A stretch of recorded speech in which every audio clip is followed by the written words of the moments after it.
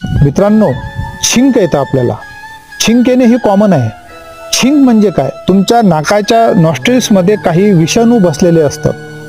तशा वेळेस किंवा तुमच्या श्वसन नलिकेच्या द्वारे तुमच्या फेफड्यामध्ये काही पदार्थ जाण्याचा प्रयत्न करतात. अशा वेळेस तुम्ही जोरात छिंका.